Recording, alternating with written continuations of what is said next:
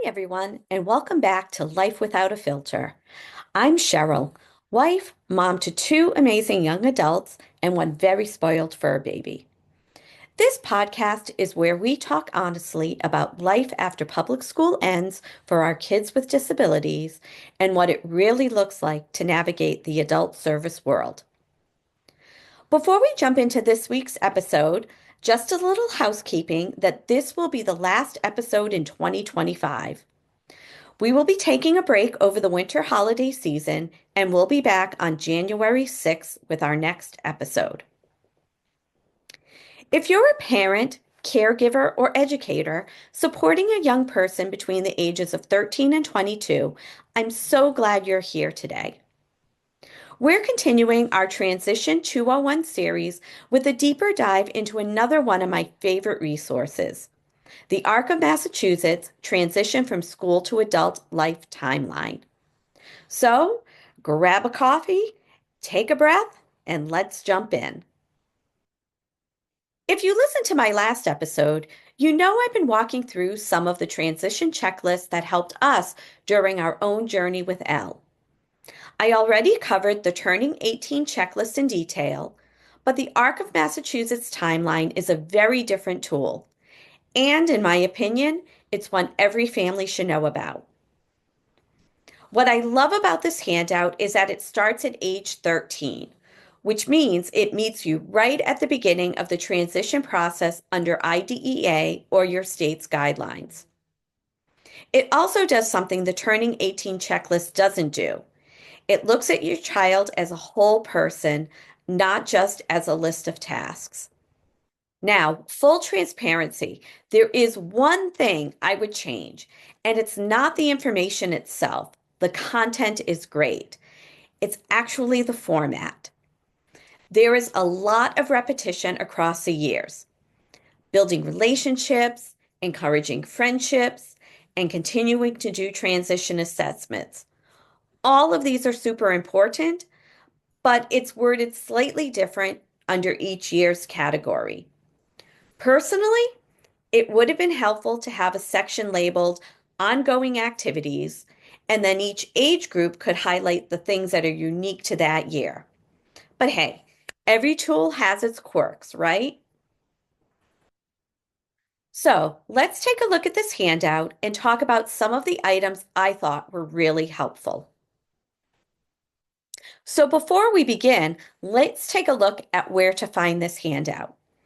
If you're watching on YouTube, I'm going to be showing you exactly where the handout is and some additional resources. If you're listening to this as a podcast, don't worry, I'm going to include all of the information in the show notes. So when you click on the link that I provided to you for the ARC of Massachusetts website, it's going to bring you to their What is Transition page. And you can click on where it says the website that will bring you directly to the transition timeline. When you click on that, it will open up the PDF Transition from School to Adult Life Timeline. The first thing I want to highlight is that they do have information regarding state and federal laws. Knowing your child's rights matters so much. It can change how you advocate during IEP meetings, what services you ask for, and how early you start thinking about your child's graduation or age out date. To learn more about Mass-specific state laws, I highly encourage you to spend some time exploring the DESE site on secondary transition. I will list the link in the show notes below, but again, if you're watching on YouTube, here is the website. And you can see here that it does have a lot of information on the left-hand side, and it also has more information as you scroll down the page with links to additional pages. The ARC handout also has more information about the Massachusetts state laws, and it also lists Massachusetts state resources, which should be very helpful to you. Another thing I want to talk about is the transition planning form because they will talk about this in the ARC handout. In 2024, Massachusetts introduced an updated version of the IEP. What I really like about this new format is that the transition planning form is now embedded in the middle of the IEP as opposed to being tacked on at the end. In a future episode, I am going to do a deep dive about the IEP form and all of the sections under the transition planning form and how it impacts the IEP. If we take a look at the ages 13, 14, and 15 section, two areas that I would like to point out are in relations to transition assessments. One question that we don't always think to ask during our IEP meetings is what transition assessments does the school use? Because at some point, and probably more than once, your child will have a 3-year reevaluation. These assessments should inform transition goals. And that's why it's important that part of the 3-year reevaluation includes transition assessments. Different schools use very different tools. There are some transition assessments that are considered informal assessments versus the more formal assessments that we may be used to. So it's really important that you ask your team what assessments are they planning on using with your child during those reevaluation years. Another topic in this section has to do with the role of technology and independence. As an assistive technology consultant, I've seen so many teams overlook this piece until senior year or sometimes right before aging out. But technology isn't just about academics. It's about communication, safety, daily living skills, employment readiness, the whole picture. That's why I strongly encourage that teams start early talking about assistive technology for the future. You will thank yourself later. The next section focuses on age 16 and 17.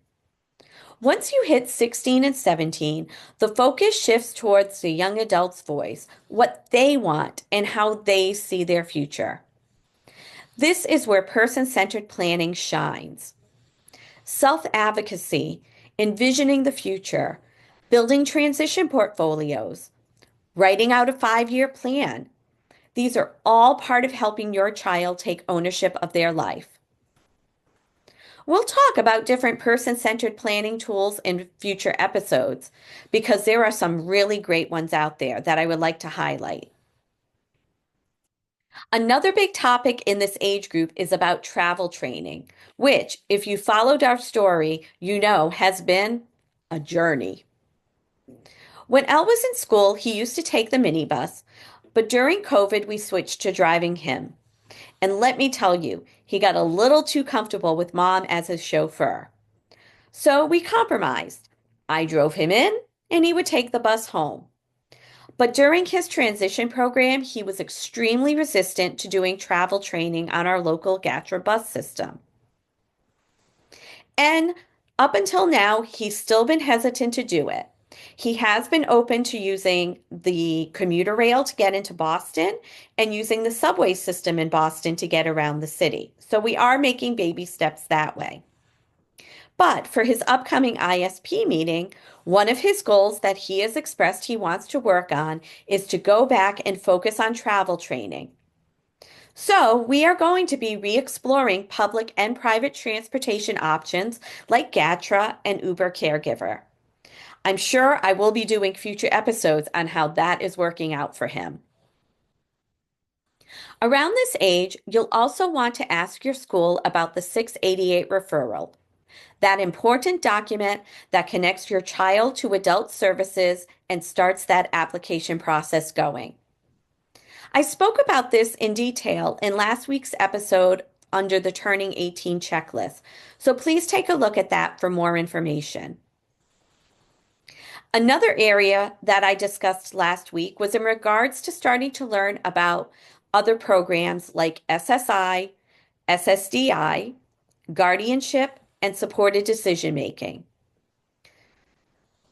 Once Elle turned 16, I attended so many webinars and agency information sessions related to these topics. I strongly encourage parents to start gathering information now so you're not scrambling at age 18 when you start to apply for these services. Under the age 18 section, this is when you start bringing adult services into the conversation. 18 is a huge milestone. In addition to everything from the turning 18 checklist, you want to make sure that a representative from the adult service agency that your child applied to through the 688 referral starts attending the IEP meetings. And if they can't attend the IEP meeting, ask for a separate meeting. The adult agency needs to know who your child is, not just what's written on paper.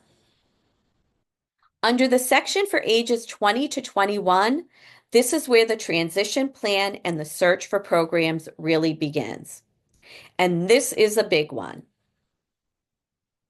Around 9 to 12 months before graduation or aging out, the school will hold the individual transition plan meeting, also known as the ITP meeting. By this time, you should know which adult service agency your child will be moving to when they leave public school. Those representatives will help craft the plan, and the Transitional Advisory Committee will ultimately approve or deny it. This is also around when families start touring adult service programs. When Elle was going through this in 2021, there were 5 agencies in our catchment area. After the ITP meeting, we narrowed it down to 3 agencies that we thought would be a good fit for Elle. Of those, only one was doing tours at the time, and even though they were doing tours, they had a wait list so long they couldn't tell us when Elle might have a spot there.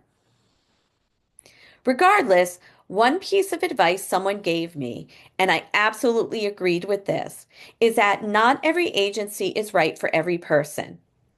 I talked to a lot of people, friends, people on different chat groups, to gather information about the different programs. But what I found is that your child may love what another parent hates, and vice versa. It's all about what fits for your child.